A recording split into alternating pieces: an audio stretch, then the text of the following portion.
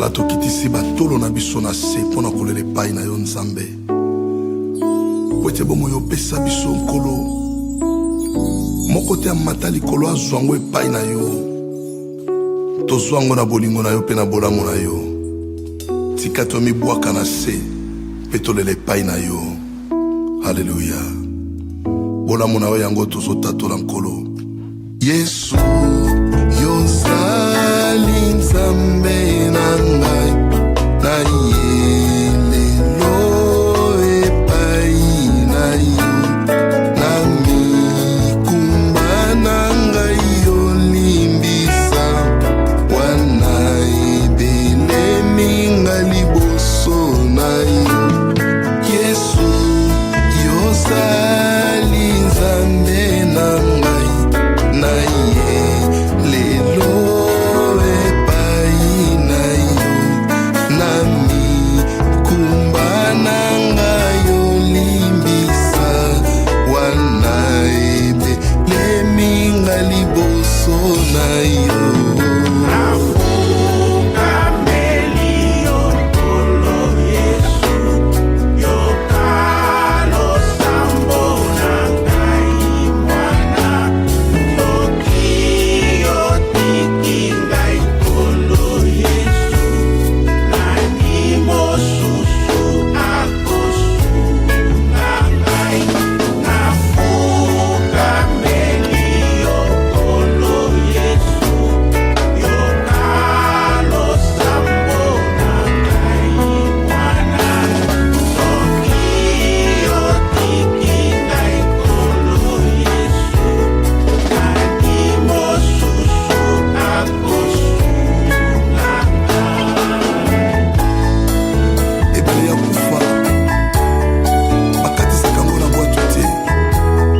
balekaka yango mpe na makolo te bobelela nzela ya molimo na yo nkolo oyo noyebi ebandeli mpe suka ya vi ya moto na se na moko.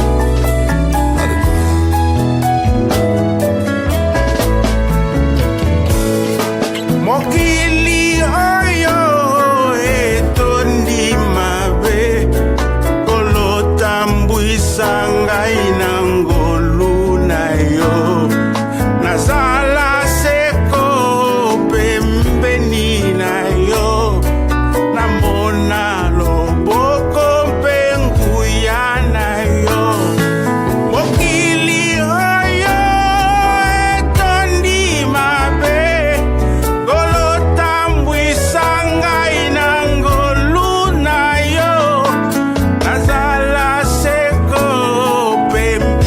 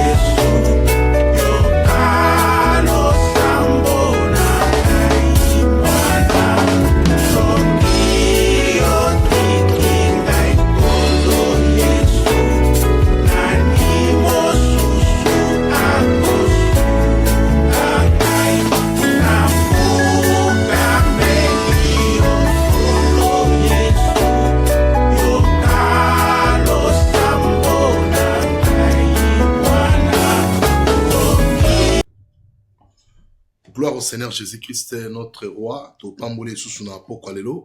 Merci quand même de la patience Nabino pour nous causer la émission Nabino avec votre serviteur, le pasteur Joël Longo, comme je l'ai dit souvent. Nazananga mosela batanzambe natinda maraka et pa tata sura tininga na tosi na yeko sala musala donc moté yazana ye innocent. Nyoso to sala eza pona lokumu nzambe et nzambe alola ye mutu azo sala biso grâce o tozana ngo ndenge tozalelo na tango oyo to belemi liboso ya DM5 TV bonzambe. Voilà, nous voulons faire couler encore bonzambe katina biso ete bola mwanzambe emoni samana mabota nyonso. Merci Nabino boza fidèle ya émission Nabino surtout na maloba oyo nzambe atiaka kati na mosali na ye bozela kango pona koyoka vraiment tika nzambe na ngape apambola bino. Shalom Nabino ebele na bandeko na Facebook na moi bozo réagir déjà. Shalom Nabino lisusu ebele ko te pai na ngawa bino mosali na nzambe. Tozali apona maloba nzambe ko talisa peuple nzambe ce que nous pouvons faire pour que grâce à nzambe zali kolo mabota to pamba mato bika mkola suka to mona nkembo na nzambe. Voilà, gloire soit rendue à notre Dieu. Alors toutefois yambona nyonso na lingito bonde la mwa muke to tika moment na biso na sala boko nzambe kola lola asala biso bolamu. Éternel Dieu tout puissant, tala epai na yonde epai bolamu ezalaka epai na yo maya bomo ezali epai na yo kimia ezali esengo ezali tika to tombola yo tika to pambola yo molimo santu yondolo bakati na biso lokolo bina makomi psaume 81 verset 11 olobi ouvre ta bouche je la remplirai Seigneur tika monoko nange fungwama ainsi dit l'Éternel que je ne parle pas c'est notre Dieu de mes propres pensées mais je voudrais parler Seigneur de ta part, éternel, notre Dieu, et à la ainsi dit l'Éternel. Kumisama ozamalamu, to pambolio, pe mabota nyonso, bande kobona ndapso bisika nyonso, ba pambolama, na kombo na Yesu Christo. Amen. Voilà, bien-aimés. Tozo démarrer émission Nabiso. Thème émission Nabiso est toujours sur l'expérience d'un couple. Et le lot tozo pe sa thème oyo ezali les devoirs de l'homme et la femme. Pourquoi tu vas dans le devoir de l'homme et la femme, tu vas expliquer en gros et tu vas qu'est-ce que nous pouvons faire ou qu'est-ce que nous allons parler pour nous permettre de nzambe bazwa connaissance ya makambo o toza kolobela sur le mariage. Alors je ne manquerai pas à saluer ma femme, maman Esther Longo, Lika Bodorkas Grâce, Nzamba mona nzamba pambola yo asalo bola mobele, elongo na bana nyonso Isaac Longo, Israël Longo, Jebene Longo ainsi que Gradis Longo na mwana nga presel ozana ndaku kolo apambola bino nyonso mama Elodie mama Rita frère Eric bino nyonso na France nzambe apambola bino mama oyo boza kolanda biso loboko nzambe ezala kati na bino nyonso pe bomona nkembo nzambe et se manifester kati na bino vraiment nzambe azwa lokumu tozana DM5 TV tozala ka chaque vendredi à partir à 22h non à 23h. Nzambe apambola mosali na ye apôtre Daniel Mungongo elongo na mama Dina Kikala na musala munene oyo baza kosala na DM5 TV. Alors nous sommes Jesus King Ministry tozana église na biso moko ezana sida Londres na Kennington de Centenary Hall Cottington Street Kennington SE 11 4RZ kuna to banda kilte chaque dimanche de 10h à 13h dirigé par l'apôtre Daniel Mungongo ceux qui ozana sikate ya okendo na sida Londres côté ngana na ote sika ya malamu ezali sokoye okoka maloba nzambe okota na ba connaissance approfondie pona koyeba ba mystère ya royaume nzambe parce que nous sommes là sur le mystère du royaume des cieux. Et chaque mercredi tozana de 18h30 à 20h30 na intercession pe enseignement et na Dagenham tozali na Woodwall Hall Woodwall Street Big Country Station so komi wana tozawana pembeni posko desali RM94SP. Donc, tozali wana chaque dimanche de 14h à de 14h à 17h et chaque mardi, de 18h juste à 20h juste dans le même lieu pour la gloire de Dieu. Vraiment, Nzamba pambola bino ebele, Nzamba sunga bino, na monde déjà bande konanga, bozana katialine bolanda biso na télévision na CPLA TV 137 et puis na Facebook à Bonzambe. Ainsi que Pasteur Joël Longo, na Pasteur Joël. Donc, Bolanda Bisso, vous serez bénis pour la gloire de Dieu. Kolona Bisso, Azolokumu. Voilà. Aujourd'hui, nous voulons parler sur le devoir de l'homme et la femme. Mais bien aimé, l'expérience d'un couple, ezali, émission, Oyo Tozo Pesa, parce que il y a beaucoup de difficultés dans nos familles où ils ont vraiment toli ezala makasi quelque part na kati ya ndako so to kokango te to koya na bisika boye to me kopesa toli wana et kozali pamboli peut-être ndeko moko aza na problème ndeko moko aza na ba difficulté ya makambo to lobela o ezo senga ke azwa solution nango voilà na moment o ya boye tango zali boso ya télévision na yo elongo na mobile na yo to elongo na mwasi na yo bovandi. Bonanda pasteur Joël Alobelabiso sur les devoirs de l'homme et la femme dans la maison ou dans la société ou dans l'église, partout au Kozala, comment est-ce que tu peux se comporter en tant que les enfants de Dieu. L'homme, qu'est-ce qu'il représente dans la famille? Et la femme aussi, qu'est-ce qu'elle représente dans la famille? Ce sont des choses très importantes où il faut bisoba nanzambe toye bango. Alors voilà, na sengyo devoir moko eza offrande yozo pesa biso. Offrande au pesa biso yanini bien aimé. Kamata ka vidéo o yozo na Facebook. Kamata vidéo oyo partager yango. C'est ça l'offrande oyo zo pesa na nzambe pour na tina ko partager vidéo na biso oyo na bande ko musu peut-être azana problème tango tindele vidéo o mbamo akota tela bi ndeko na nzama pambola yo na vidéo tindelinga vraiment esungi biso na mobile na kati ya ndako to na mwasi na ndako kimia esili kozonga parce que tozui pe ba feedback nango esali pe bongo na ba couple belé nzambe na biso azwa lokumu nyoso. Gloire soit rendue à notre Dieu. Vraiment, qu'on la pambola bino, boza déjà ebelé na ligne. Nzambe asabino bola mo ebelé, na tina yako partager vidéo oyo. Alors, tobandi service na biso. Les devoirs de l'homme et de la femme. Qui représente l'homme dans la maison et qui représente la femme dans la maison. Alors, mutu na mutu, azana ba devoir na ye. Selon la pensée de Dieu, l'homme égale la femme. Femme égale homme. Yango Bible azo pesa biso ba devoir wana, toye bango. Ce to ba devoir wana bien aimé le Seigneur. Torozasuna ba problème te ba difficulté kozala te na kati ya mabala na biso. Alors voilà, oza be michel zo sunga biso na kati ya communauté na biso et pesa biso mayele pesa biso makasi to yeba lo lenge ni tokotambola liboso na nzambe na kati ya mabala na biso. Voilà, je disais que dans la pensée de Dieu, l'homme égale à la femme égale à homme. Pourquoi dans le bibongo? Au moment que la pensée en Nzambe alinga kite ko créer mwasi na matière mususu en dehors ya mobali. Alinga ka créer mwasi na matière ou ya créer ki mobali. Alors, loko la matière ngo ezalaki mabele, akilaki mobali na mabele, tant mobali asa komi moto, il est déjà formé. Alors Nzambe akoka kisuko banda na mabele te parce que ce qu'il faut procréation et banda. Siko Nzambe azui mwasi abimisi na matière à mobali, abimisi na nzoto à mobali. Donc c'est-à-dire aux hommes on a déjà que l'homme et la femme égale à 1. Donc l'homme égale à femme, femme égale à homme. Donc biso mi balé toza eloko moko. Voilà pourquoi na kati ya ndako na ba devoir na biso tokoyi ko wela na te mwasi na mobali. Ceux tozo wela na eza lokola, nous ne sommes pas encore unis, nous ne sommes pas encore devenus une seule chair. Mais lokola to komi moto moko na kati ya ndako alibala, c'est que ngai égale à mwasi na nga égale à ngai. Donc biso mi balé toza eloko moko, tozo former un seul corps en Jésus-Christ. Pour nanini parce que babi les deux ne seront plus deux, mais ils deviendront une seule chair. Donc, bokomi mutumoko. Alors, le cas bokomi mutumoko, et ça n'a pas devoir oyo, il faut mobali à respecter, ou il faut mwasi à respecter. Alors, mobali aza élevé na certaines dignités moko nzamba tchekati na ye, parce que c'est lui qui a été créé le premier. Alors, nzamba salaki mobali liboso, et la femme ensuite. Voilà pourquoi mobali azo porté marque moko ya autorité na kati ya ndako. Alors autorité oya mobali azo porter na kati ya ndako, yango nezo pesa valeur na ye, ezotinda mwasi akene soko ko se soumettre et pas ya mobali na ye azala soumise et pas mobali ne comme dit la Bible trotanga verset zali awa. Yango sali siko ke mwasi akene comme ma soumission na ye et pas mobali na ye parce que c'est l'homme qui est comme la tête de la maison. Alors tozotanga na livre ya 1 Corinthiens chapitre 11 verset 11 à 12. Joie Bible n'a bien aimé, nous allons ensemble parce que nous voulons marcher dans les Écritures pour couper ça éclaircissement.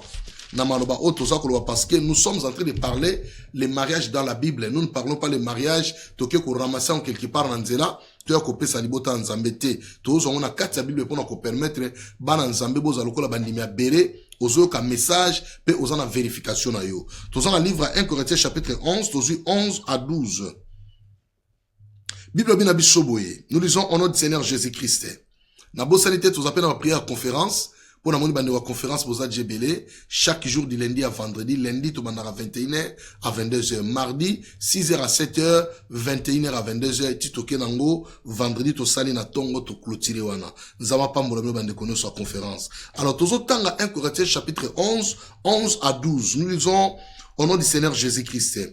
Toutefois dans le Seigneur, la femme n'est point sans l'homme, ni l'homme sans la femme, car de même que la femme a été tirée de l'homme, de même l'homme existe par la femme, et tout vient de Dieu.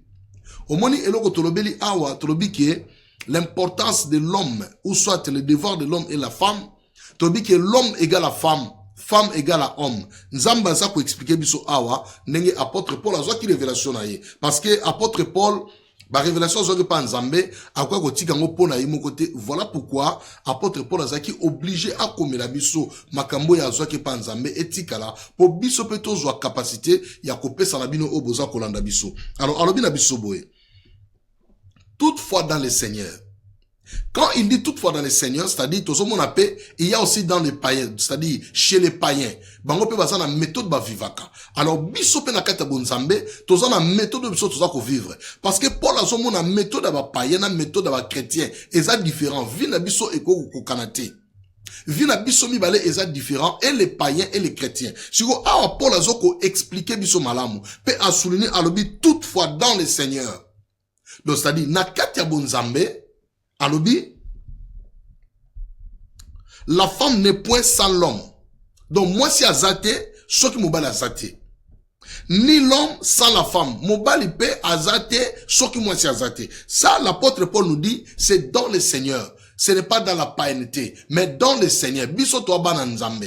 Il faut te baka ko sala makambu oyo et que ne malamu pour la gloire de Dieu. Alors bina biso toutefois dans le Seigneur, l'homme n'est point sans la femme, ni la femme sans l'homme. Donc, biso mi bale eza makambo euti pa nzambe. Siko soki to comprendre makambo oyo, bien aimé dans le Seigneur, to koyeba lo lengeni to kotambo na kati ya ndako ya libala. Parce que mobala zo babi oh, soki moi si azate, c'est que nga pe na zate.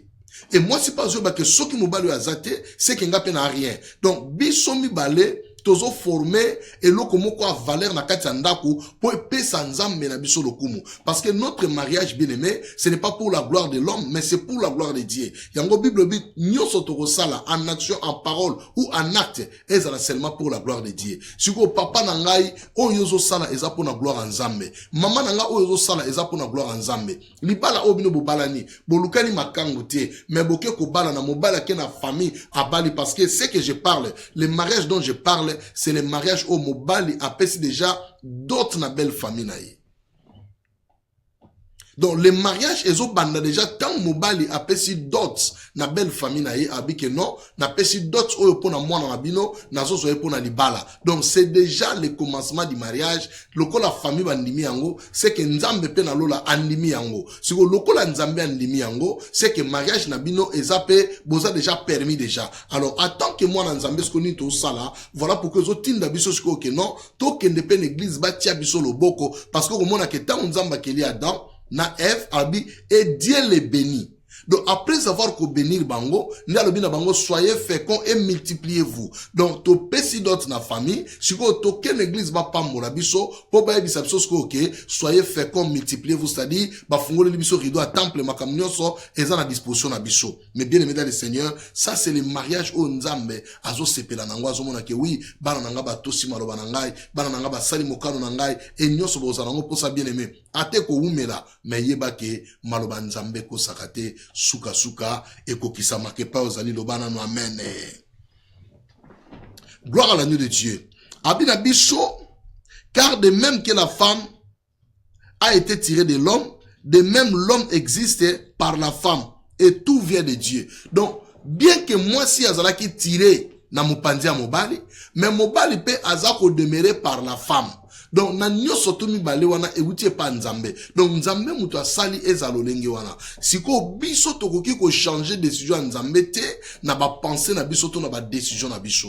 Tangu yozo bala bien aimé dans le Seigneur. Na lobaki la fois passée nini. Nabi on ne se marie pas lokola na concurrence. Lokola maman Mado abali si mwana na Brigitte. abali mobali ya mbongo ale biso pe to beta cop to luka mobali moko mbongo aya ko bale la biso Jeannette. Non, on ne se marie pas comme ça, bien aimé. Le mariage d'abord c'est le problème du cœur. Mobali azana mbongo te, problème eza motema ya mwasi elinga ye ndenge akutie. Pe mobali pe alinga mwasi na profiter po baza famille ya mbongo, po baza famille ya ba généraux, ya ba président, alona kota kuna pona kozwa kimia, bien aimé dans le Seigneur, tu te trompes. Ce n'est pas ça le mariage au nzamba luka na biso. Le mariage c'est le problème du cœur. Alors, le col a bisomi balé tous autres demeurés par la grâce de Dieu. Et l'homme et la femme, tous autres demeurés par la grâce de Dieu. C'est-à-dire, bisomi balé, ce qu'il faut y avoir devoir na biso, pour moukolo mon côté to kabwana to comme le col a mis balé. Mais to demeurer toujours le col a moutou moko parce que tous a déjà unis dans le Seigneur.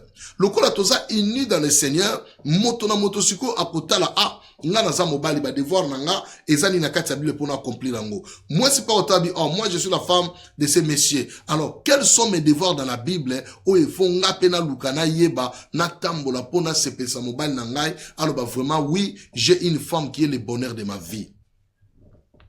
Mais bien aimé, soito sala makambo oyo, ça sera une grande bénédiction. Et la main du Seigneur sera sur nous, bien aimé. Toko sala bato esengo, toko pambolama, il n'y aura pas de problème. Pourquoi ma mariage me souto ma bana monsieur sur pas problème pour nini? Parce que dialogue ezate, bazana ta ko sur la te, bangomi bali mo sta mobali, bazana ta ko bondi la te bangomi balé, bazana ta ko tambola ensemble te, ça diminue l'affection. Mobala comme on l'a na chambre mususu, moi ça on l'a na chambre mususu, oh musolo bina vandela kaka bana, so ibana tembe na sina kenda. Ce n'est plus le mariage bien aimé, ça c'est déjà la séparation totale. Même na miso nzamba so mona déjà, vous êtes déjà séparés, vous avez divorcé en cachette. Alors il faut abandonner de telles choses. Il faut que tika makambo oyo eza malamu te nzambe alola soka telemi na kati ya libala no bien aimé dans le Seigneur oza motone sengo pona ni parce que nzambe akoti makambo na yo. Lokwa nzambe akoti makambo na yo yo zwa kimia yo zwa esengo talela nzambe siko ndenge azotambusa bino bokende liboso pe kombo na Yesu ekoyeba na kokumisama. Toke na livre Galate. Galate chapitre 3 verset 28 à 29. Galates 3, 28 à 29. Alors, bien abisobo. Il n'y a plus ni grec ni juif. Il n'y a plus ni esclave ni libre. Il n'y a plus ni homme ni femme, car tous, vous êtes un en Jésus-Christ. Et si vous êtes à Christ, vous êtes donc la postérité d'Abraham, héritier selon la promesse. Au moni abalobi abiso. Il n'y a ni femme ni homme, parce que nous parlons sur le mariage, le devoir entre l'homme et la femme. Il n'y a ni homme ni femme. Donc, bananzambe, nous ne sommes pas des païens. Chez les païens, la femme c'est la femme, l'homme c'est l'homme. Quand je dis la femme c'est la femme, l'homme c'est l'homme, pour nanini, parce que chez les païens, akoya nenge balangage otolobaka, akoya na loyenge. Donc, quand tu es la femme, tu t'occupes de la maison, les enfants, les devoirs. Donc, yo ozaka kanandaku, waneloko salate. Et quand il part au boulot, toi, tu restes à la maison, tu t'occupes de la maison, faire la vaisselle, salababiloko nyonso, sukole langa bilamba, salaboye, équipebo. Donc, yo ozaka ka, na ba limite non nandaku. Là, chez les païens. Mais oui, le ba développement sous les alliés, même d'autres païens, au monde azo ke musala, moi, c'est pas zo ke musala. Compréhension na bango pe malgré baza ba païens, mais compréhension pe na kati na bango bazo vivre très bien. Mais nous, en tant que les enfants de Dieu, en tant que les chrétiens, nous devons faire la différence.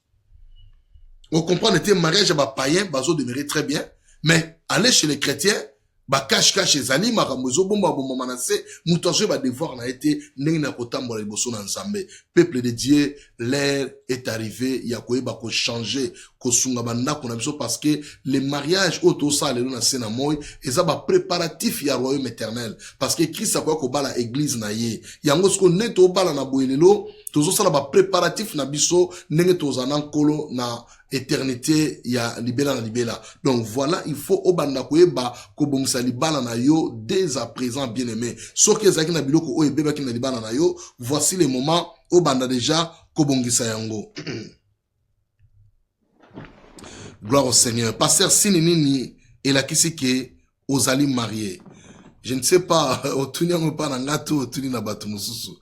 Pasteur Joël est marié, kolanda te so moni bak na musapeza te, bak waneza na mwa mikumba mukefona somba mususu. Donc naza marié père de famille, maman Esther Longo, qui est ma femme légitime à Zanandaku, na bana mine oyo, nzambe a pamboli biso. Kola pambolonde konanga, merci beaucoup. Alors, mes bien-aimés dans le Seigneur, tangu toko comprendre ba devoir na biso na kati ya ndako. Et ko permettre biso mabala ezala soudé. Et ko permettre biso d'abord secret na ndako ozala te. Et ko permettre biso na kati ya ndako dialogue ozala makasi. On va prier ensemble, même avec les enfants, parce que mingi au monde ba ken église batiki bana na ndako no, bazana bango bana ba beta ba game na bango, bana PlayStation, bazana computer tout ça. Obi quand tu pars à l'église otiki ba na ndako. Obi ba site nini ba okota ba ken kota parce que computer za na ndenge na computer tindika mutu tindika. Yozo ke na ndenge no paye pa otindiko na ndenge na yo. A otindelo biloko kota awa, cliquer awa, tala awa. Bosko bana batika ndo ba sala biloko wana papa na mama bozana église yebisa ngai bana bakozwa éducation nini. Donc voilà, c'est le moment to me mabana biso na ba église pour la gloire de Dieu. Donc alobi na biso ke il n'y a ni homme ni la femme dans le Seigneur.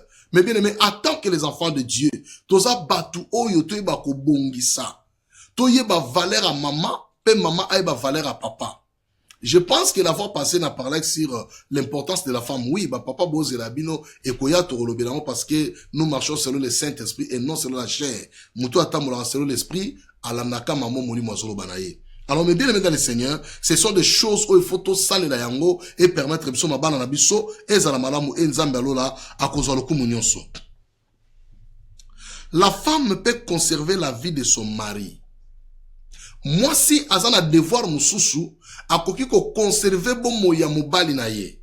Même pendant les problèmes, pendant des situations graves, même si nzambe alinya frappé mobali na yo, la femme peut s'élever, crier à l'Éternel, Seigneur, pitié à mon mari. Nzamba kosa la grâce, pe mobali na yo, a cause na bon moi, a cause la bien protégé, nzambe a koeba na kopambola yo. En cela, to ke na livre ya Exode, chapitre 4, verset 24 à 25. Exode chapitre 4, verset 24 à 25. Nous lisons au nom de Jésus-Christ. Pendant le voyage en un lieu où Moïse passa la nuit, l'Éternel l'attaqua et voulut le faire mourir. Séphora prit une pierre aiguë, coupa les prépuces de son fils et le jeta aux pieds de Moïse en disant, « Tu es pour moi un époux de sang. » Dans 26 alobi, et l'Éternel le laissa. C'est alors qu'elle dit, « Époux de sang » à cause de la circoncision. Voilà une femme sage. Voilà une femme qui sait bâtir sa maison. Voilà une femme qui a les soucis de son mari. Voilà une femme qui a sauvé la vie de son mari. Moïse Nzambazo tinde na Égypte. Il est en train de discuter avec le Seigneur. Moïse alobi na Nzamba alobi non na okendete tinda mutumsoni go tinda parce que makambo yo ngana mona ngo eza pasi mingi. Et pendant que Moïse a okende en Égypte, a commis quelque part là la moi pongia pema, Bible bi Nzamba eko attaquer pendant la nuit. Et tant Nzamba zo attaquer, se fera bien que azalaki mwana ya papa na biso azaki sacrificateur ya Madian, Jétro. Ayebaki déjà ba secret makamwa Nzambe, ayebaki valeur la circoncision. Alobi non mobali azokufa, na kotika mobali akufa boite. Il faut na sauver mobali na ngai. Bien aimé, ayebi que alliance on Nzamba salaki na Abraham ezaki na circoncision. Alors, lokola Nzamba tindaki Moïse, mais Dieu n'avait pas encore établi l'alliance entre lui et Moïse. Si que lokola Sephora zalaki une femme sage, à comprendre que pour na sauver via mobali nangai, il faut na memaye na circoncision ou ko permettre makile tanga, Nzambe asa ne alliance, or muto azan alliance, Nzamba ko bomaye te shoki ba promesse na ye, et ko kisa mina note. Voilà pourquoi Abraham, bien qu'à oumela ki mingi, mais Nzamba ko kisa ki malobo alobaki na ye, à cause de alliance ya circoncision. Et Sephora a sali alliance na Nzambe, na nzela mwana na ye, akati mwana na engenga abwaki yango na makolo ya Moïse abitiye pour moi l'époux du sang oza mobali na ngai ya makila mwasi ni akoganga pona mobali na ye atala mobali na beti ata mwa mbata na litama alobi chéri tie pour moi l'époux du sang osala alliance na Nzambe na sala na alliance na Nzambe bien aimé batu mingi bazokosa na makambo oyo bakwa ko sala ngote ba mona ngondire eza soki makambo nini bien aimé tala mwana mwasi o Sephora abikisi via mobali na ye. Soki Nzamba bomaki Moïse mukolo wana. Qui allait libérer encore les enfants d'Israël? qui pouvait s'élever devant Pharaon. Parce que Nzambe utilisa ki Moïse pour Moïse ayeba ki nda kwa Pharaon. Moïse avanda ki nda kwa Pharaon. Ba makamso ko magana vi na biso o mona ngolo ko eza pasi. Mais Dieu a permis pour que oyeba nenge ba inina o bazali parce que tango combattre bango avec facilité. Alors Sephora, une femme sage, une femme de distinction, une femme modèle, ayeko biki sa mobali na liwa. Ba mama lelo bo livre ba papa te na liwa. Mobali nazo ke na mo anzela mo muneza malamu te. Akenda ko mona we ko komela ye, etalinga kutu te, ye moko eza vina ya sala te mama na ngai. So mo mobali mobulu leki makasi kota na ndako bondela. Jeûner pona mobali na yo, prier pona mobali na yo. Loba na Nzambe aza mobali na ngai makila. Il est pour moi le pouls du sang. Maman sauve vie à mobali na yo. Koluka divorce c'était non to kabona biso ka pona moni mobali yo na ebite po baba bete mangole ya kindumba tonini te. Olo baka koza la presse to kabona te maman. So papa y a reconnaître même. Alobi mama limbi sanga na ozongela susute. Mama zoka motema poani fungula motema. Limbi sa papa tia na ndaku. Bosi boboti na ebana bo continuer à venir. Kolinga kaka te bana no bazaka na ba ex papa papa na Gelora bengaki papa na Josaphat bengaki mama na Nicolette bengaki mama kolinga biloko yo te komela yo za malamu te pa ope komeli bango tolobi te za volonté na bango te peut-être ayebaki te zalaki mo erreur mo salamaki lelo pasa na posa mobala zonga na ndako to mwasi na zonga na ndako bien aimé tozo sunga na kaka biso na biso tozo bomanate tolobi te oye komela ki yo mto sala ki mabe to mobala saki mabe to mwasa saki mabe te tolobi bongo te to na tozongi sa biso nyonso tozonga na conscience ya bonzambe parce que nous sommes dans le Seigneur. Nous voulons vivre une vie heureuse sur la terre. Oye ko permettre biso lola e fungwama tango lola ezo fungwama bien aimé tango yozo kota na lola o kota ngone sengo eze sengo na onde kunanga o kanti eze sengo nani eze sengo na yo. Tala Sephora abikisi mobali na kufa. Alobite ke Nzambe ataki akufa na yena zana posa na yete akufa ne Moïse ango azo ken Egypte kuna na ebite kutsoki Pharaon ko sanini. Mais non, Sephora a préféré de sauver la vie de son mari. Maman est-ce que ozo bikisa mobali na yo? Oza prea ko benga batu na téléphone. Kutu lelo alala ki na ndaku te. Ça fait 3 jours yango azo na ndaku te. Nazo compare te mobali yo. Ndila biloko ne fona mi bwake lango kaka. Soki ayakuta ka bilo yango eza libanda comme ça ngana vanda kimia. Mama te yango te.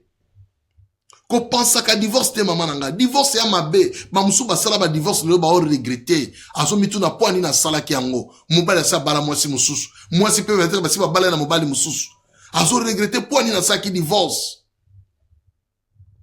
mama yo kanti bana na yo nenge papa ya bota bango alinga bango papa musu alinga bango nde papa wana te ata bovala ne malamu abike wina osupporter na bana oui ezali pamboli mais bana bazo manquer ce affection papa na bango bien que papa na lingine bana eza problème te mais bana bazo manquer affection ya papa na bango oya sala ke bango baza na mokili et cause appelle na kaya mama papa oza na bana oboko la bana mama mso azo boko la bana na mais mama oya boti bana na memaki bango na libumu obi souci combien ozana bana wana pona yemo ko encadrer bango alatisa bango ate zate ya mingi zate na mwa mukene wana bundaka ya muke akwe banena ko sala pona asunga bana na ye bien aimé divorce ya malamu te ko souhaita ngo te linga o surmonter ba problème linga ka o bondela zala mwasi ya mabondeli zala papa ya mabondeli et ko sauvegarder bandako na biso to zala solide na kati bandako na biso bien aimé makamona oloba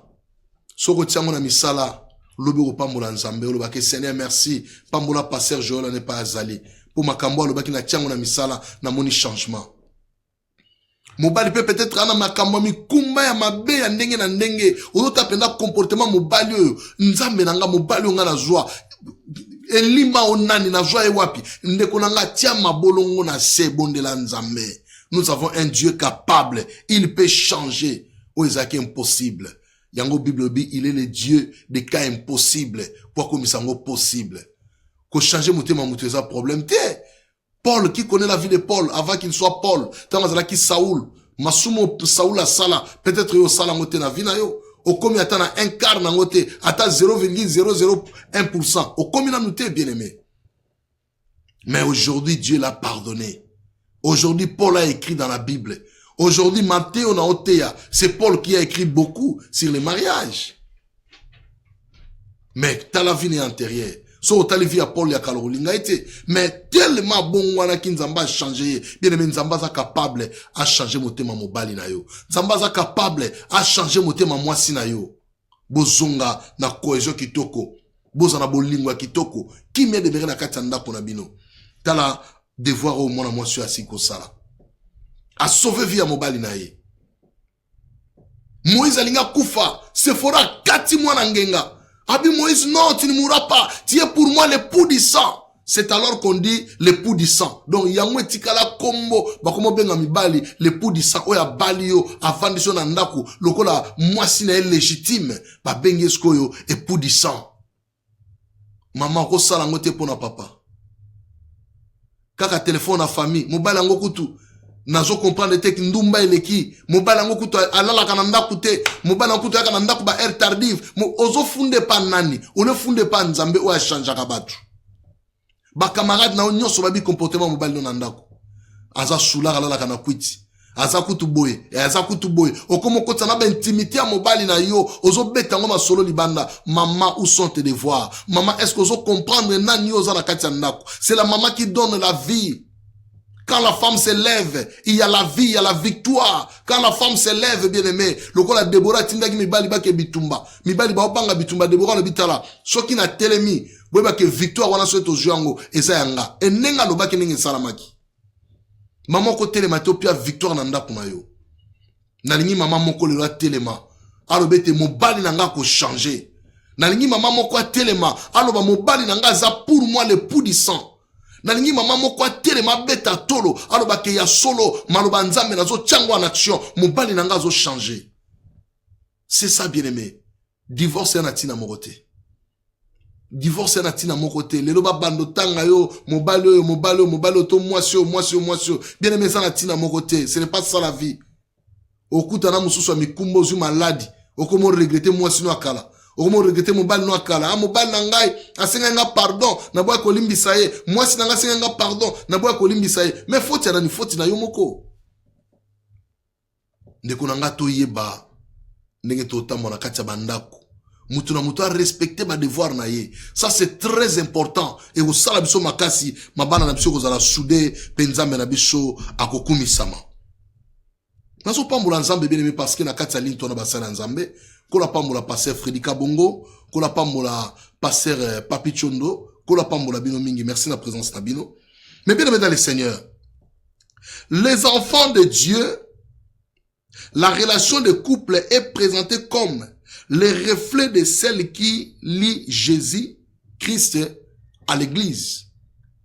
La relation mabana biso na kati ya ndaku eza très important ezo même biso na union oyo kisa za na kati église. Alors na biloko nyonso bien aimé dans le Seigneur na lingi to tambola ka mingi na kati ya makomi to comprendre to yeba eloko nini o toza koloba pe eloko nini sengi na biso ko sala. Omo na kati ya mabala mingi bien aimé mibali ba perda ba valeur na bango. Omo na ba mamsu ba alatsa mobali ne liputa. Eza terme moko alobi yango ya makasi o comprendre te alatsa mobali ne liputa ndenge ndo c'est-à-dire mobali akoma ne faible na ndako donc akoma mwasi akoma mobali donc eloko moko te asala na ndako c'est la femme qui fait le tout na kati ya ndako mama kende wenze mama lamba mama futa courant mama futa gaz afuta mai aketika bana na classe donc nyonso c'est la maman qui fait. L'homme est resté à la maison à la tiliputa. Osunga mama ndenge nini. Si vous soyez maman tomboki, à qui la faute? Au moins que yo moko ozo tâche lourde pas moi sinayo. Après tu attends ta femme quelque part. Tant maman que je suis fatigué au tomboki. Chaque jour tu es fatigué. Mais qu'est-ce que toi tu fais à la maison? Depuis le matin là tu pour te vendre gawana. Osa ilo kote mama ki otika bana na classe asukoli bilamba akena na ba shopping aye alambi biloko achelo na mesa akomboli ndaku asukoli basani akipe bana balala bana ba osukola makamu nyonso na mutu ya mama papa ovandi no pe ozotala musuku to banda simba telecommande ka abona tele loko ya sepela TV PC ye Ok, na 114, totali JKM TV Olongwe. Ok, na 137, totali DM5 TV Olongwe. Ok, na 121, totali Boss Brova TV Olongwe. Ozo tambula kaka bongo. Et si li ok na computer, yo wano koti na Facebook. Olongwe na Facebook. Ok, na makamususu. Titi butu e komi. Papa, otiki mamaka yimoko. Pona nini? Mais sunga maman, c'est ta femme. Elle travaille beaucoup. Et pendant la nuit, quand elle te dit que non, je suis fatigué, et comme il y a un problème, na sa maman na bino, ou sa maman na bangoni. So qui a pesi maman na bango rapport, toi a pesi maman na bino rapport. Yo lo bani. Toza na Europe, mboko eza makambo belé, tokolo bandeko Afrique nde bango bazana ndenge na bango vivaka. Kuna mobile azana arta sale lo rota sana problème te. Mais nzamba zo le parce que tokomo ki en Afrique, tozo mona pe que non makambo peut changer. Même en Afrique, comme bongo, au moins papa zo sunga maman, papa zo tout a pondu, maman zo sala moi, mbabola kuna zo pelisa, papa zo tout a pondu, kuna bana ba Kalinga Thompson, et ça passe comme ça. Il faut makamwana ezala ndenge wana to la même bana, ba yeba neni ba au travailler, ça sera une grande bénédiction. Mais bien aimé, nzambe na biso azamala mazabo, nazo ne petit à petit, to négocier sa service na biso. Nangi to zo livre ya Tous on a 1 Corinthiens, chapitre 7. Parce que nous sommes dans le cadre de devoir autour de l'obéla. Dans 1 Corinthiens, chapitre 7, verset 4. Alors, bien, 1 Corinthiens, chapitre 7, verset 4. Bon, et là, si j'ai mon n'a pas encore minute na 4, mais tout le temps, tout le monde on va permettre biso. Abi, la femme n'a pas autorité sur son propre corps, mais c'est le mari. Et pareillement, le mari n'a pas autorité sur son propre corps, mais c'est la femme. Donc, est-ce qu'on va même biso na logique, il y a lié très sain. Donc, il y a un bon to comprendre. Bah, même biso na logique, il y a lié très sain. Au moins, il y a tabernacle, lié, parvis, moutuno soit capable à kota na ezalo la salon na biso kota na yosale lo lingi. Lié sain, ezalo la cuisine, place ba olamba ba peine de proposition zawana, ou ezalo la cuisine, mais na lié très sain, et comme il kambwa chambre, kuna n'importe quel kota raté. Yango na opesa toli même na bande comme ça au mona, o yambi ba paya, ozu ba porte à chambre na bino bolala ka bo fungoli ba porte. Vous devez faire beaucoup d'attention, diable azam malin. O yambi mutunanda ko ebiete, ozo kote tina chambre à coucher na yo. Bo vandi na mbeto bolala kana mobali na yo. O yebite azanani, o yebite makamuni ya salaka, ko kende na ye a provoquer ba problème na kati ndako na yo, o yebite uti wapi. Tous à la prudent comme les serpents et simple comme la colombe. Ban Nzambe, en tout cas, Bobo Sarangote est vraiment très important. Alors bien abisso, la femme n'a pas autorité sur son propre corps, mais c'est le mari. Et pareillement, le mari n'a pas autorité sur son propre corps, mais c'est la femme. Mais bien aimé, et ça problème oyo, j'espère que vous y bien malam. Moi, si azan autorité dans nous on a été devant mobile naye, pendant l'adoration, tout le banano bongo, et l'homme aussi de même, azan autorité dans nous on a été, pendant l'adoration, so maman lingi tongumba melanzambe. Donc, mutu na mutu, aye baba responsabilité na ye, aye baba devoir ne na kati ya ndaku. Mais bien aimé dans le Seigneur, et ça très important. Soki makambo ezo salamate, au mona mobali muso akoma kanda kana na ndaku, oye bate akoma kanda pona nini. Parce que maman okoma responsable à nzoto na yo. Peut-être que maman koma kanda kana na ndaku ebite pona nini, papa okoma responsable ya nzoto na yo. Or devoir na yo eza nini, il faut au servir maman ndenge alingaka. Et maman peut au servir papa ndenge alingaka. Yango neza ba devoir na biso na kati ya ndaku to accomplir yango. Oke musala yeba ke na ke musala oui, mais na zape na musala mususu na osala na ndaku. Quel que soit papa ou maman. Donc, ce sont des devoirs OEP sakalibala na biso ezala malamu entre l'homme et la femme. Bana bazape na besoin affection na bino. Les enfants aussi bana posa ba mona bino ensemble, bozo seka, bozo solola, bana balinga bongo. Mais papa zalaka shérif na kati ya ndao. Soka papa ye na mama na bana bakomi mal à l'aise. Bien aimé ndako wana ezokende wapi? Papa komi mal à l'aise, maman komi mal à l'aise, bana nyoso bakomi mal à l'aise. Eza malamu te, ce sont des choses à arranger. Il faut to bongisango po nzambe na biso azwa lokumu. Donc devoir wana ezali biso mibale tozana ba devoir moko. Donc mobali ozana droit na oya yote, maman pe ozana droit na oya yote, oya zana ngo besoin na moment wana pesa moninga sepela eza devoir na ye, yo pesa devoir na yo, donc, bino mibale tout temps mon ensemble, pour eza la gloire, ezonga, et pas nzambe na bomoe. Ok. Nangina tanga livre Ephésiens. Livre Ephésiens, tout à ba devoir à maman, eza nini, bongo to ki na pena ba devoir, ya papa. Ephésiens chapitre 5, to ba na 22, tina 23. Alors, bien soboye. Femmes, soyez soumises à vos maris comme au Seigneur, car le mari est le chef de la femme, comme Christ est le chef de l'église, qui est son corps dont il est le sauveur. Ah, bah, le bien abisso que femme a la soumise, et pas mon bal. Le premier devoir de la femme, c'est la soumission envers son mari. La femme doit savoir que elle a été tirée de l'homme. C'est l'homme qui a été créé le premier. Et ensuite, la femme. Bible le biango. Bien que ba côté msou ba ozung sepso tout ça identique. Mais eza lokola toye ba origine. Ya création na biso et andenge nini. C'est l'homme qui a été créé le premier. Et la femme ensuite. Et au moins, même dans l'Ancien Testament. Ba olobe la postérité ya maman na biso, comment maman qui mis prophète Boaz m't'a dit comment maman na petit apôtre Dani so bi comment maman ngoli soso maman na Moïse ba pe sa biso postérité na ye et tant ba pe sa biso postérité na ye comment nous ezo ki mana ebité ezo ki masu pona nini maman ese rebi kombo ngo ko tindela ngata comment ngata na Facebook na tanga so ende mo bi kombo maman tindela ngo comment za kitoko mingi na lingango me kiminga na mutu maman Moïse komela ngata wana mona kombo wana ezali pa mbona ba peke oui makamozo ke ne malamu toza ensemble maman Samata Grâce Molongi komelanga kombo ya maman Moïse na nango besoin alors batangi kombo bana na ye balobi kombo bana na ye Arona Moïse mais baboyi kotanga Myriam aza sœur aînée na bango parce que Myriam azalaki mwasi donc dans cet testament bazozo kutu ba maman ba ocha bango pembeni mais bazo mibali ba obimisa bango mais tango mona histoire ya généalogie à Jésus c'est là où mona siko ke ba maman ba kota na kati pona nini ba sala makamba minene oyo e kamwisa batu. Donc c'est ça, mes bien-aimés dans le Seigneur. La maman a un devoir ko pesa envers papa. Papa a un posa azwa feedback ya maman. Papa a un posa azwa nzambe ba mo ezoki ma bo poani. Zama pambola bino mingi. Kolo azama lamu azwa lokumu nyoso. Donc papa a besoin à mon ake. Maman azo pesa ye oye kokina ye. Babi femme soyez soumise à vos maris. Donc, eza première devoir ya moi si et pas ya mobali. La soumission. L'homme a besoin de la soumission de sa femme.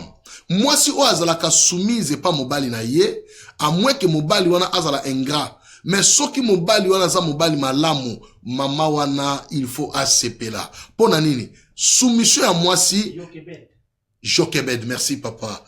Jokebed na ba version soit bien Jokebed. Donc la maman de Moïse, elle s'appelait Jokebed. Donc maman wana abotaki Myriam mwana liboso, aboti Aaron mwana mibale et Moïse mwana misato. Azam maman moko très sage aussi. Elle aussi, elle a protégé la vie de son fils Moïse pendant que maman Moussou ba livré bana na bango ba oboma bango, mais maman Moïse a bombi mwana ne pendant 3 mois et jusqu'à un moment donné, azu mwana wana akeko tia na mai pour mwana wana akende ba kine kozoya na mwana ya Pharaon. Merci beaucoup évangéliste Moses David Chibango, yepa komelinga lobi Jokebed. Kola pa molo papa. Merci beaucoup. Maman Samata Grâce Molongi, yepa lobi Jokebed. Kola pa molo bino. Merci beaucoup. C'est-à-dire nous sommes vraiment ensemble nzambalo la azwa lokumu. Alors, maman Jokebed azalaki maman moko très sage. Donc on a lingi ke maman nangai Samata Grâce Molongi ozala une femme sage. Koyeba ko protéger bana na yo, koyeba ko protéger mobali na yo parce que maman oyo bien aimé, maman musu ba livrer bana na bango, ba bomi bana na bango, mais maman Moïse alobi non. Mwana oyo aza mwana elaka. Mwana ne na moni aza lokola bana nyonso te aza différent. Bien aimé bana no baza différent. Ko comparaka bana no n'importe qui te. Lobela ka ba malamu prophétiser pona bango lokola bana ba bébé. Malobana ezo kote eza lokola ba semence ezo vana na kati ya bomo na bango lobby okoyoka pasité okoyoka esengo po nzamba lola akosalo bola mobele. Gloire soit rendue à notre Dieu. Les musiciens célèbres ya balobi sous Jokebed. Jokebed de Sali Succès Olekina Sephora Jokebed. Kola soit lokumu bien-aimé dans le Seigneur. Voilà le devoir de la femme, la soumission. Et alobi comme au Seigneur. Car le mari est le chef de la femme. Pourquoi le mari est le chef de la femme? Le mari dans la maison, il représente la tête de la maison. C'est-à-dire l'homme représente la tête de la maison qui est Christ. Donc l'homme est comparable à l'image de Jésus dans la maison. Maintenant la femme qui est devenue le corps de l'homme. L'homme, la tête comme Jésus, et la femme c'est le corps. Soyez toqué dans verset 28, Éphésiens chapitre 5 verset 28 à 29. Abis, c'est ainsi que les maris doivent aimer leur femme comme leur propre corps. C'est-à-dire, la femme n'est pas la tête de l'homme, mais la femme c'est le corps de l'homme. Donc sikoyo mobali il faut alinga nzoto na ye, alinga mwasi na ye, lokola alinga kanzoto ne po mwasi aza nzoto wa mobali. Mwasi abimaki na nzete ya mapela te, abimaki na mabele te ne ba formaki mobali, mwasi abimaki na maite ne bale, mais mwasi abimaki na nzoto wa mobali. C'est-à-dire mwasi aza nzoto wa mobali. L'homme est obligé de aimer sa femme comme son propre corps parce que la femme n'est pas sortie de quelque part, mais la femme est sortie de ton corps. Voilà pourquoi mobali, ton devoir c'est d'aimer ta femme. Yo mobali ndeni olinga mwasi na yote. Osho bala me misuli bando lingi otikate. Pona nini? Tu dois aimer ta femme. Aza pari ya nzoto no, abimi na kati ya nzoto no bien aimé. Mutu abimi kati na yo. Eza lokola mama boti mwana abimi kati na ye. Akolinga jamais mwana na basale mabe. Yango mona même ko agir na kati ndako ya papa na mamenza ka différent. Papa yaka na moi kanda moko boya yaka na moi pression moko boya, mais mona mama sala ngona douceur po amona pasi ya kobota mwana. Mususu ba pasole ko tulibumu po ba bimisa mwana. Siko yo zo mwana ne osakana na ye, mama na otiko kimiate. Otiko kimiate. Pour abimi kati na ye. C'est de même nous les hommes, nous devons aimer nos femmes. Tout le monde sait maman pas cité. En dernièrement, j'ai parlé sur l'importance de la femme. Ngara ngara moi si mingi. Pas n'importe nabi o na o yanga na lingare mingi. Siko na lingara ba mama. Na lo ba bongo pour comprendre nga très bien. Na lingara ba mama mingi na ngate mto sarana mama. Pour na mona ka passion mama mona kwa botanga.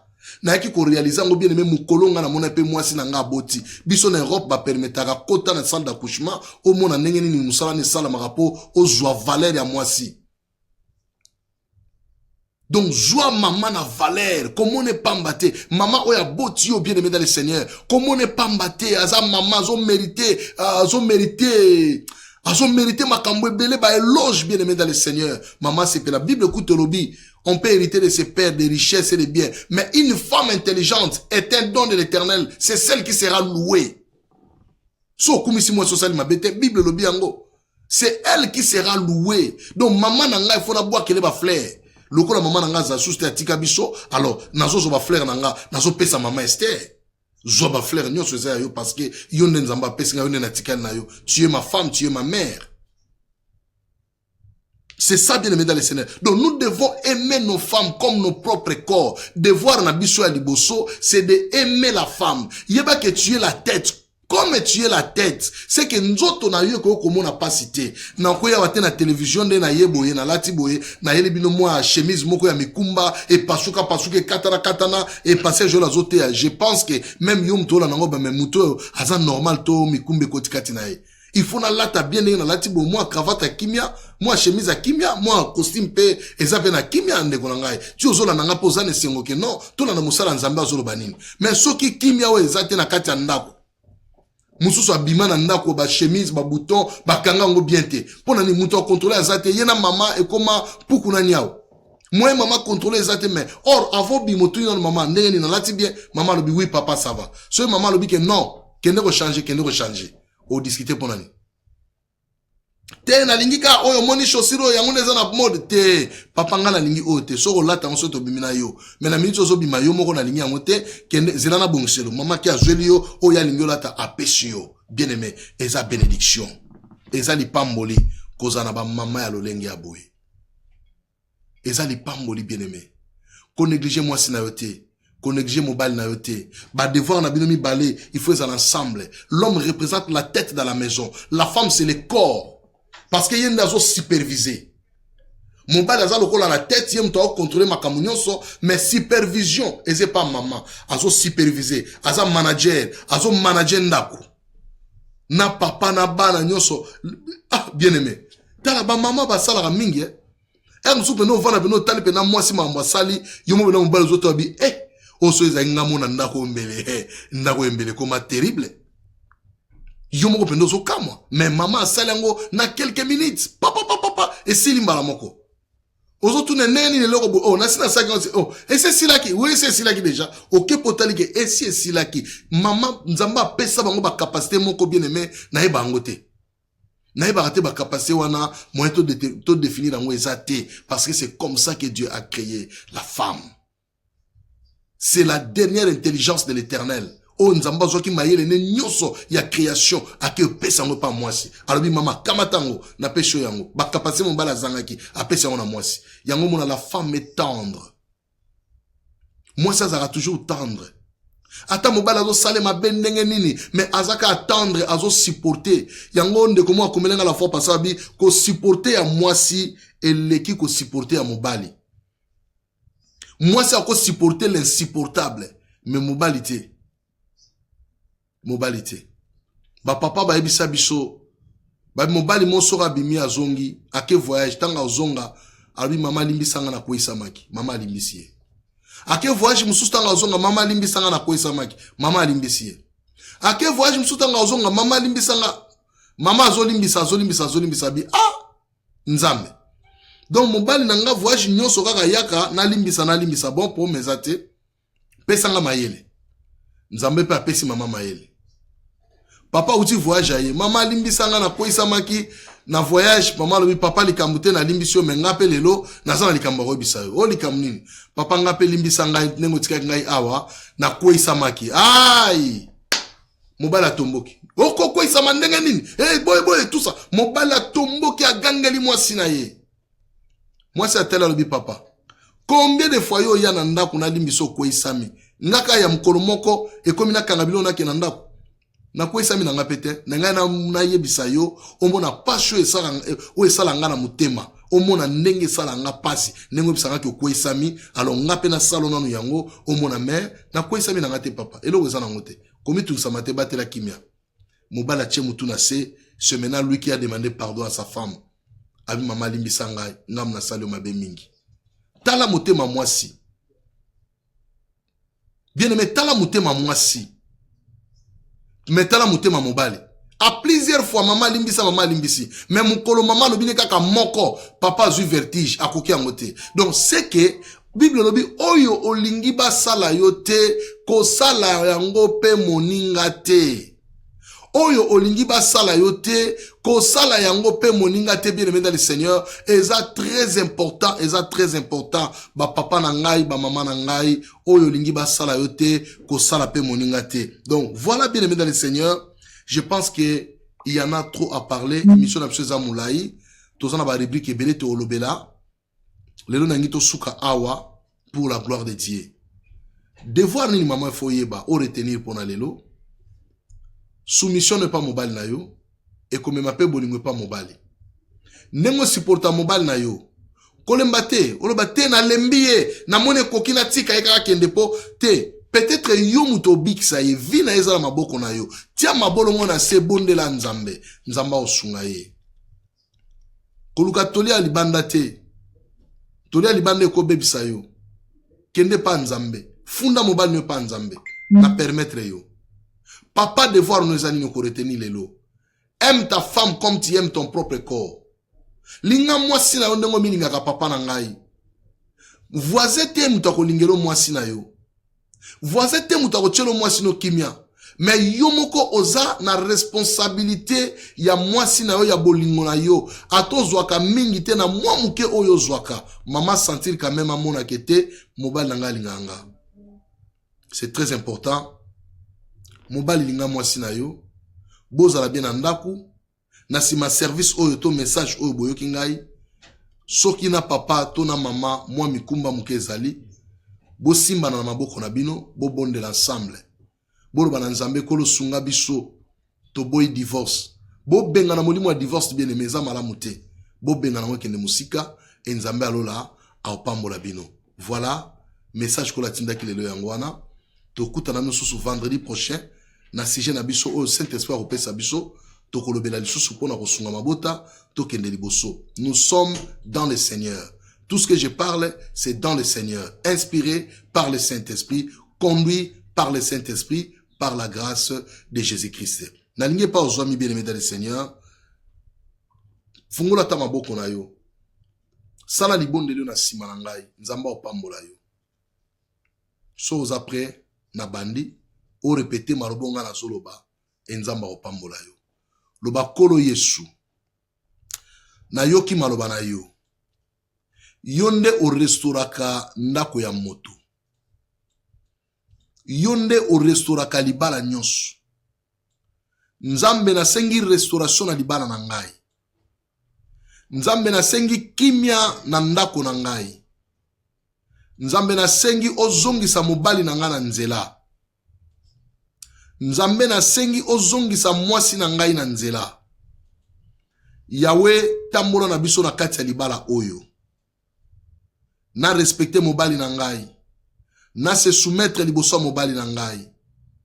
Pe mobali olobi ete na linga mwasi na ngai. Ndenge na milinga ka ngai moko. Na tia ye à l'aise ko banda lelo. Makambo nyonso mabe nazali kosana tika yango. Nzambe pambola libala na biso. Pambola bana na biso. Fongola nyonso ya biso kende liboso. Na kombo na Yesu Christ. Gloire au Seigneur. Tika la kimia, je vais prier maintenant. Nzambe merci. Lole yoki biso poete malobo tolobi uti na lola. Tikete nzambe. Ezana couple moko bazaki na problème. Bazana komitungisa manzambe. Tika yo pambola bango, osunga bango. Mema bango nzambe na compréhension. Longola incompréhension nzambe. Soki mobala zaki na makao mabe, zongisa na makao malamu. Soki mwasi pa zaki na makao mabe, zongisa na makao malamu nzambe. Makambo nyonso ezala sur la table, boyokani ezala, kimia ezala, yango kosala sengo na biso, lobi toko tatola to lobete ya solo, nzambe na lola a visita ki biso. Merci pour na mabota nyonso balandi biso, na baoba kolanda elema o na rediffusion Seigneur, ba pambola studio o ya DM5 TV bonzambe, ekende liboso, na kombo na Yesu Masia, kombo na elonga ndeto lobi banso, amen. Voilà, nzambe pambola bino, kola pambola Papa Presta, merci beaucoup. Nzamba salobola mobele, nzamba pambola Mama Esther Longo. Bino nyonso bozaki na ligne kola pambola no basala nzambe. Boza tellement ebele na mona na ligne so na tanga ba kombo na bino na boinde mo na balanga passer au temps comme on a été pour animi. Na lingi bino mingi, nzamba pambola bino, tokutani vendredi prochain. Vendredi prochain tokutani église na biso to JKM Jesus the King Ministry. To sangana chaque dimanche na sida Londres de 10h à 13h. Adresse ezali de Centenary Hall, Cottington Street, Kennington. Postcode ezali SE 11 4RZ. Pour la bande quoi anglais, SE 11 4RZ. Wana branche aside et kambami na apôtre Daniel Mungungu. Mercredi pe intercession est à la même adresse de 18h30 à 20h30. Alors na Dagenham tozali na Woodward Hall, Woodward Street, na Big Country, Dagenham toujours, postcode des alliés RM9 4SP, na anglais RM9 4SP. Vraiment, dimanche, tozawana de 14h à 17h, et puis mercredi, tozawana de 18h juste à 20h juste. Et kozale sengo soko, et kozala pselongo, et tozana prière à conférence, on a travaillé, na JKM TV, prière à conférence ezali wana, pe to sala makasi, to bando sala liaison entre JKM na DM5 TV, so e programme kozalate na air à prière, to kote sango ensemble bolanda biso, bolanda na DM5 TV bolanda biso, na JKM TV bolanda biso, même na Dorcas TV, eza facile bolanda biso, et kuna to sa prière à conférence lundi 21h à 22h, mardi 6h à 7h, 21h à 22h. Mercredi 6h à 7h, 22h à 23h. Oui, à 23h. Jeudi 6h à 7h, 21h à 22h30 parce que tu peux en enseignement jeudi. Et puis vendredi, tout ça la rana tongo 6h à 7h. Et puis tu bandasso sous lundi. Alors, pourquoi tu allez avoir 22h à 23h na DM5 TV. bonzambe et pas wapi tozotea sur l'expérience d'un couple. Il fallait tous en maman Esther, mais compte tenu de la situation sous sa famille, il a un peu empêché. Et next time, tous en peu ensemble, par la grâce de pourquoi pas. Et bientôt, pour nous soyez live dans la prédication à wana DM5 TV. Samedi, gloire au Seigneur Jésus-Christ. Ma communication a rébellé, n'a habité apôtre communiquer le besoin de l'ennemi. Gloire au Seigneur Jésus. Donc voilà, nous sommes arrivés à la fin. Nzambalo la apambola bino tokuta na bongo vendredi prochain et puis album na bino ya Mosunga Mabota bientôt bozo so makamu nyonso to sala launching nango ezokota déjà na iTunes na ba site internet bozo ngo déjà et ça vraiment une grande bénédiction nzembo wana bozo ka tolo na se na fukamelio otombina papa Kanguma Landango bien-aimé et ko pambola yo makasi eza vraiment nzembo o ezaki inspiré par le Saint-Esprit to ça l'émission apôtre Dani to ko expliquer ndeni to soit kiango pourquoi abimana to lataki pourquoi mandefu wana ezebele le mandefu ezate bo comprendre nyonso irim timum nzambe na biso azalo kumu tika kola pambola bino to kutani bongo samedi prochain par la grâce de Dieu portez-vous bien que le Seigneur vous bénisse bye bye bye bye bye.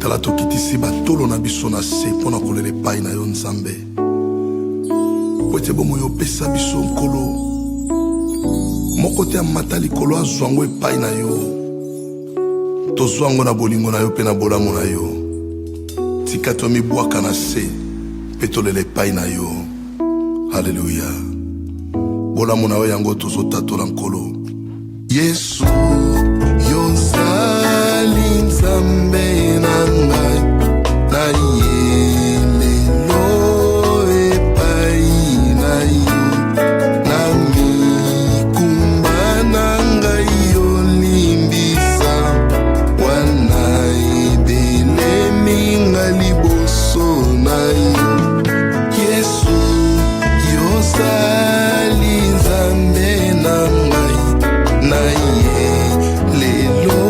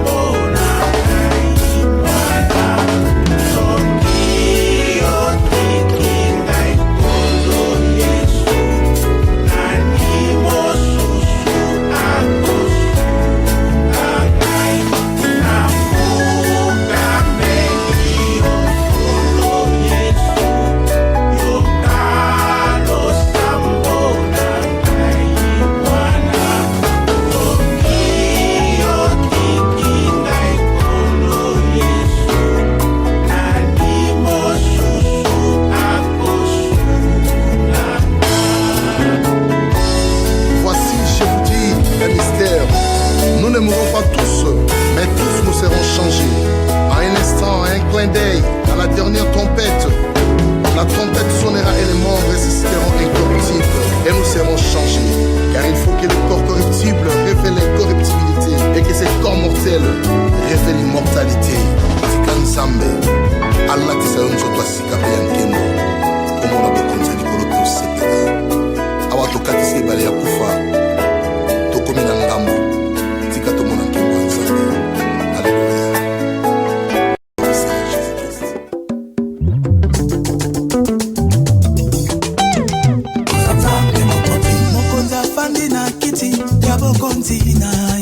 Azozela masanjoli ebuta kiti selonga elonga elonga elonga na yawe elonga na mokonzi na nyanga koki kondima atika kiti ya bokonzi alata nzoto ya bomoto akufa apesa elonga elonga na yawe elonga na mokonzi okola liboso na kuna Arobanyira binoti ye auti na likolo akoki kokufa te. Yesu azali mokonzi yango totatoli elonga na mokili mobimba elonga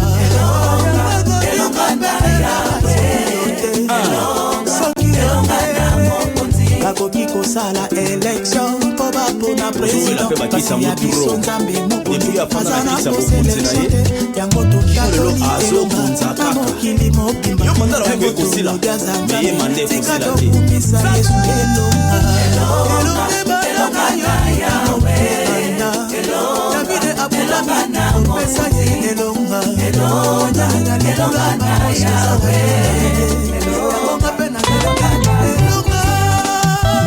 Muntu banga na benu betu tafutuka na bwana na betu betke yimbila Nzambe na bwana na betu bino bino kanele na bwana na betu tozongi na kikwiti to na bandundo na suka to na patetu kekina na bwana na betu baketu keyimbila Nzambe bayakala betu ke kula ngoma sambu Yesu yandike Nzambe na muya na bwana na betu baketu keyimbila Nzambe bakaka na betu keyimbila Nzambe bana fyoti to bamuta nyonso na pipa betu ketu na faya sambu na Yesu na ebisaki bino makambo Nzambe tango abandaka yango akomisaka